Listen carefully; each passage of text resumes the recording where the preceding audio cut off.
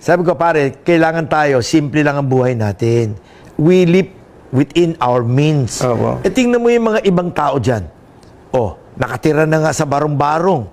Nakatira na ng kung saan. Naka-signature na damit. Naka-signature na bag. Eh, may aso pang maliit. Mag-aaway na kami nun. Ganun po. Ay, hindi ako Kahit papayag. sa mga anak ninyo. Tinutukoy ko to especially sa mga anak ko. Opo. I do not allow them to be going around na magyabang ng kung ano-anong sinusuot at kung ano-anong dinadala. Ngayon, nagpa-interview ako, kailangan daw nakarelo ako, kaya naka-stainless akong relo. Pero usually, hindi ako nagre-relo. Sabi nila, baka daw overacting na wala man lang daw ako relo.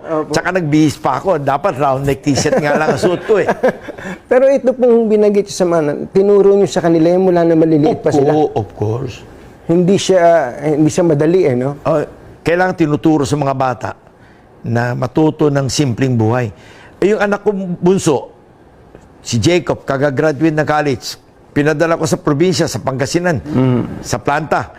Sabi ko, diyan ka magtatrabaho araw-araw, diyan ka matutulog, kasama mo kakain ng lunch at dinner yung lahat ng empleyado.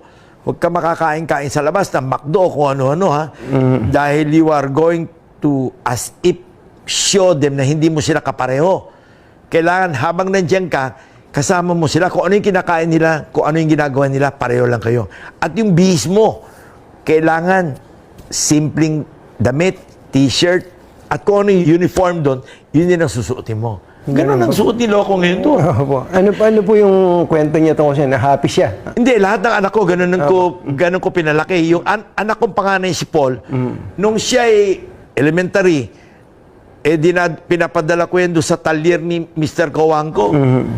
Pinapasamahan ko yan sa mga mekaniko niya.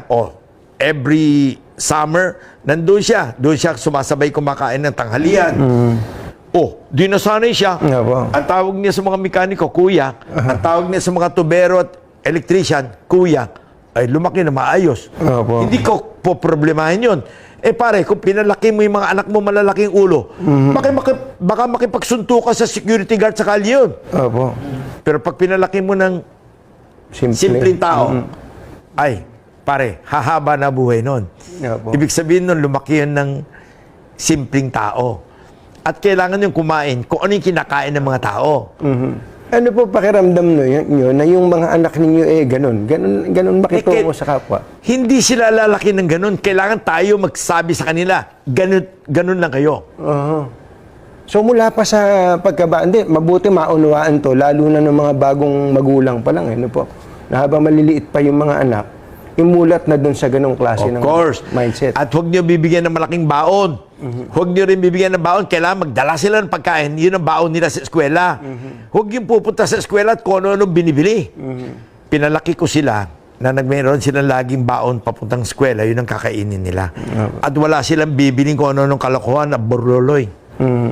Para mas matuto. Otherwise, pare, later on, hindi mo na makakausap yun. Mas mayabang pa kaya sa atin yun. So, at matututo rin silang ma-appreciate yung mga maliliit na bagay po, no? Lahat ng anak ko, ang tawag sa katulong namin sa bahay, ate.